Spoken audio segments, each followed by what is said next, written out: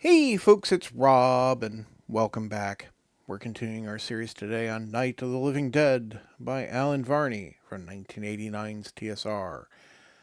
Um, Previously, we had just arrived here at um, this tavern, and we have not read this entry yet. We have an interesting picture here, though.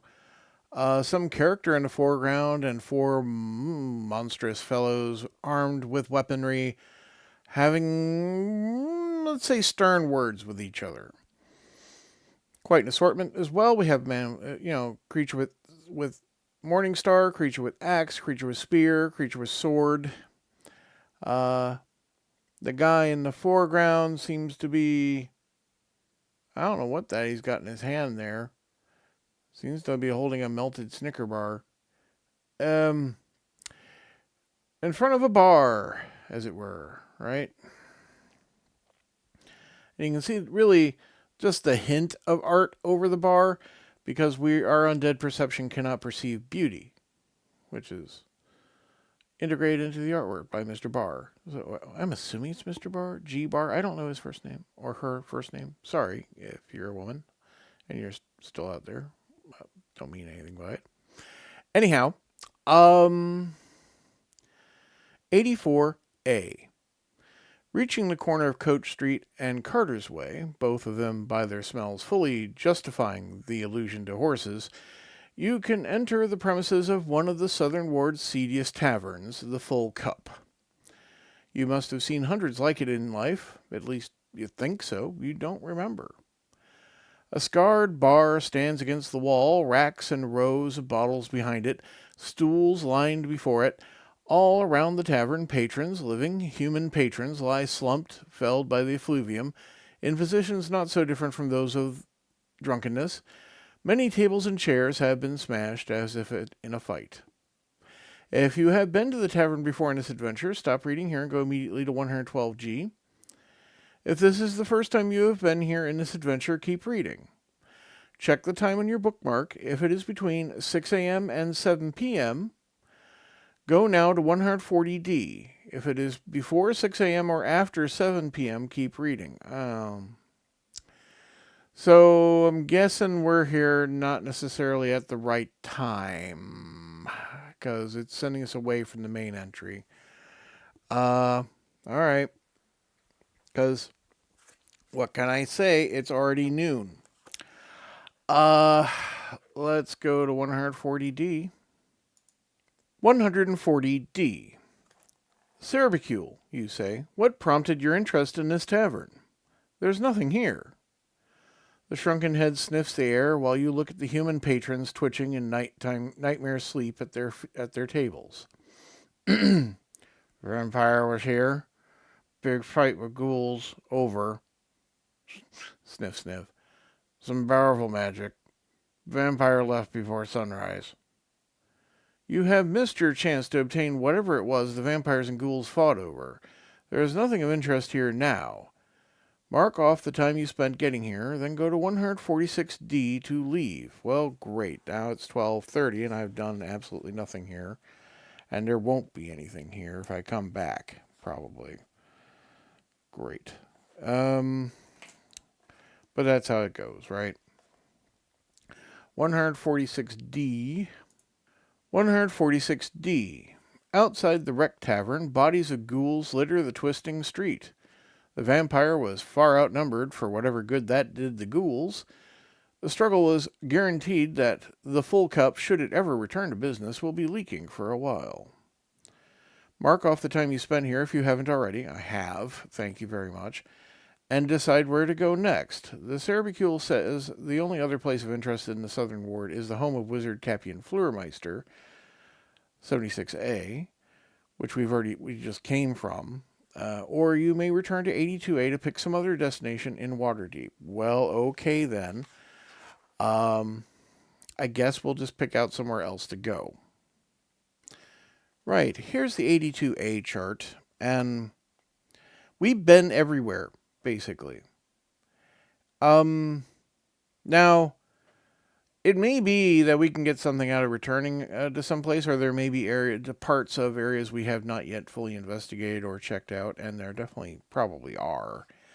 Um, for example, the place where we stopped the skeletons chopping down the tree, we left without, really engaging with the thing that was inside. The lighthouse in the harbor, in the bottom of the harbor, we never went inside there. Although I believe we identified one of the liches as at the top of the lighthouse, so that's probably an excellent way to get killed. And you can just have bad sudden ends in this game, I can assure you. Um, Thinking about it, we have Dragon's Tooth, Iron Piece, the Ruby Piece, the Crystal Piece, the Ceramic Piece, the Silver Piece, and the Ice Piece. This leaves the Unicorn Horn, which is out there somewhere, Leaded Gold Piece, out there somewhere theoretically, Ivory Piece, again out there theoretically, Wood, and Stone pieces.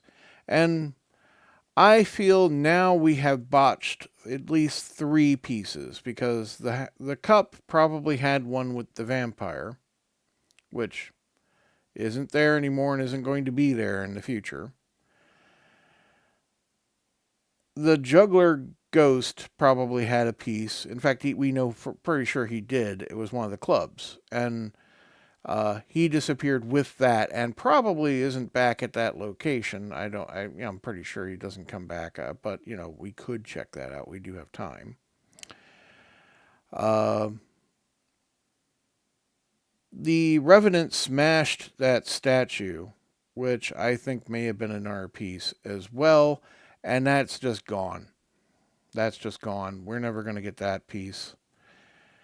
Um, so that leaves us with 2 pieces out there, and we don't know which ones are actually still around.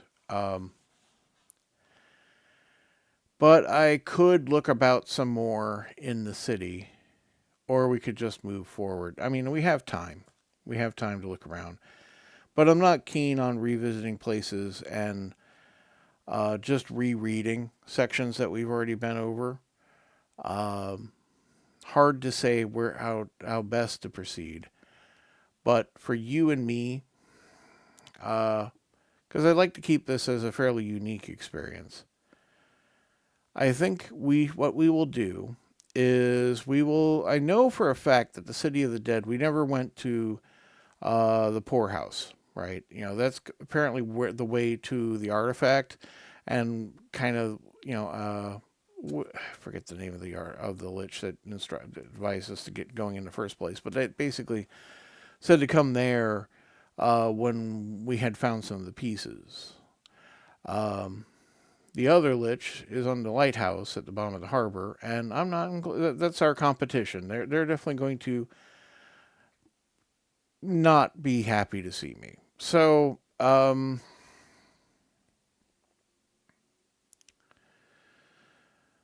that, I think we've been pretty thorough around everywhere else. Uh, Looking over the map, we went to the countryside. We saw the couple entries in the countryside that seemed to be in the countryside. Um, Trades Ward had one location, and we got the piece out of there.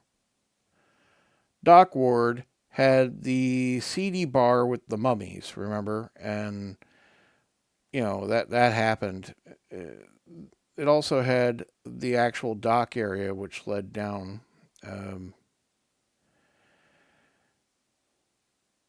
All that was useful stuff, but there was no piece there. We got a piece out of the actual harbor, right?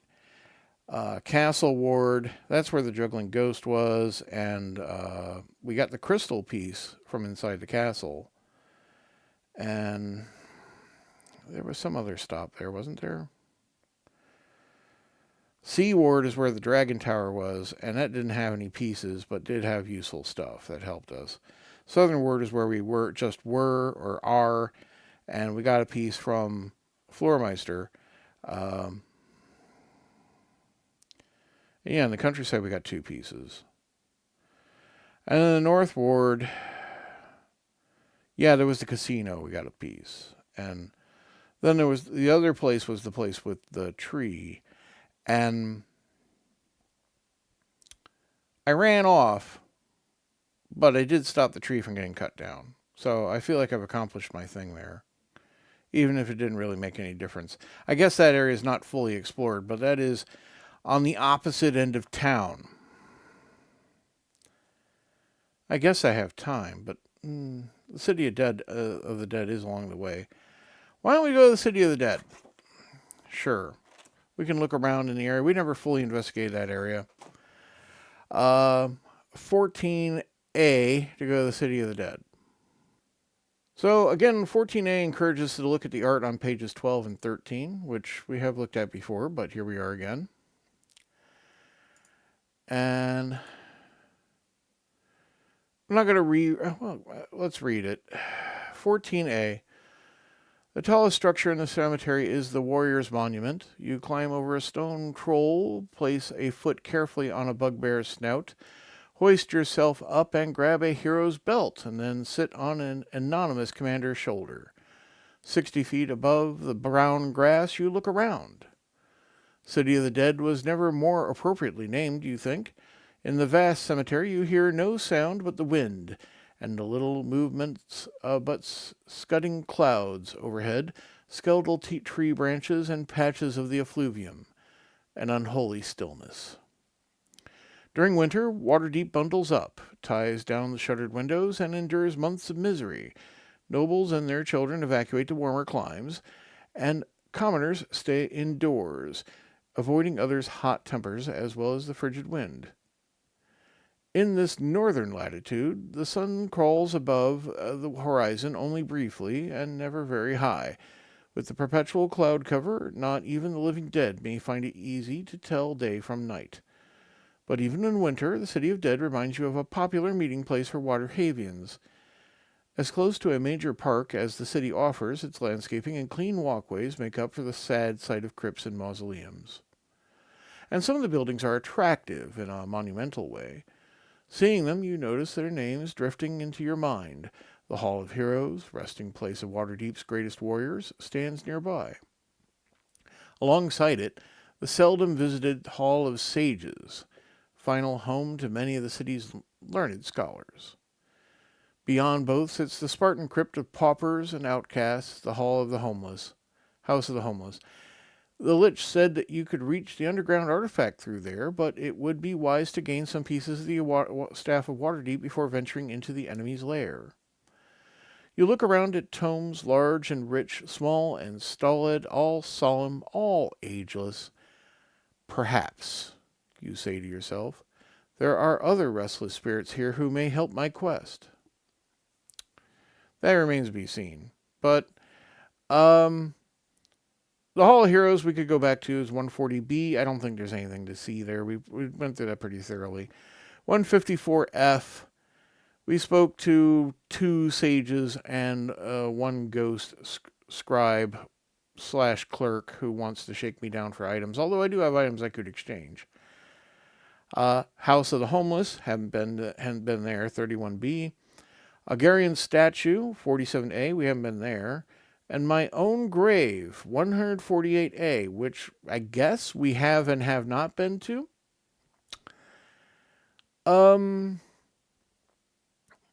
Sure, you know what? Let's check out our grave, 148A. 148A. Morbidly fascinated, you return to your longtime dwelling place. The shallow grave looks fresh. Tumbled clods of earth, still damp, lie strewn across the gray-brown bricks of the path. But I remember lying there so long, you think. How can the grave be fresh? I spent months, no years. Thinking back on your solitary prison, you find that an undead body cannot shiver, but you recall the long agony vividly. "Oh, excuse me, is it time to moan again?"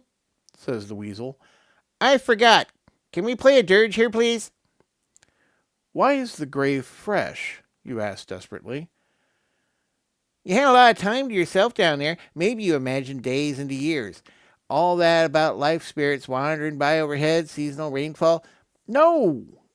You could not have imagined that. Even now, you sense the oak tree's life nearby, a slow, slumbering principle coiled within the trunk, waiting for spring. And from your sketchy memories of the city of the dead, you think that one or two of the crypts are new. They were not here when you had lived. The weasel itself is proof it could not have decayed to bare bones in a matter of days. Perhaps you were moved. In that long nightmare after you learned of your undeath, you retreated into the dark recesses of the mind. Anything might have happened too quickly for you to notice. But when? Who? If I were you, and I am, says the weasel, I would stay here and meditate on it for hours and hours. After all, you do have an entire day to stroll around the city and pick up those pieces of the staff. Let's waste some more time here. It's disturbing to think your own mind can be so sarcastic. You walk away from the graves once more, go back to 14A and choose where to go. So here we are back at 14A, and I would think we'd want to go see Agarian's statue, since we haven't done that either. And that's 47A. 47A. You remember Agarian, somehow. He governed Waterdeep for 2 centuries, from the days of log barricades and troll wars up to its early glory as a trading center.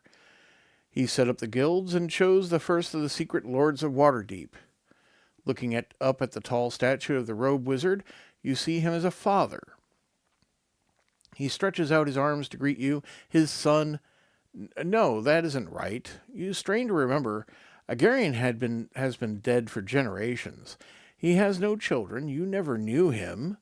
He was called the Father of Waterdeep. That's it. You learned that in the army, but your father then was a cleric, a humble temple keeper of little importance. He was so proud when the god chose you for service. The god. You wander hopelessly in the labyrinth of lost memory, finding nothing else. A voice rouses you. Ho! Wake up, says the weasel. Spending all your day here? The Cerebicule says that you've spent a half an hour here. You cannot afford to waste much more time in recollection. Quickly, you look over people scrawled unconscious at the statue's base. Now and then they twitch and grimace, troubled by nightmares. An attractive young woman lies on the highest step, and a young man within an arm's reach of her. Others drape across the concentric steps, or lie stretched like torture victims at the bottom. Their life essences cover their bodies in a brilliant aura that flickers through many colors. In your time as an undead, the life aura is only the beauty you have seen. The only potentially useful item here is the City Watchman's sword. You may add it to your list of possessions if you wish. It is not magical, but a spare weapon could come in handy. Mark off half an hour. To go elsewhere, return to 14A. Well, okay, we mark off a half hour. It's now 1 o'clock. I find it interesting that the non-magical sword has no difference in combat benefit for me, to be noted. It is a weapon, admittedly, but I already have a spare weapon, the harpoon. So, considering we are at... Yes, we're full. If I want to take something, I have to get rid of something. I'm going to leave it. But we return to 14A. 14A. Let's see. Well, it leaves... Do I go back to the Hall of Sages and see what happens if I give the scribe a magic item? Or do I go to the House of the Homeless? You know what? Let's move this forward. Let's go to the House of Homeless. 31B. 31B.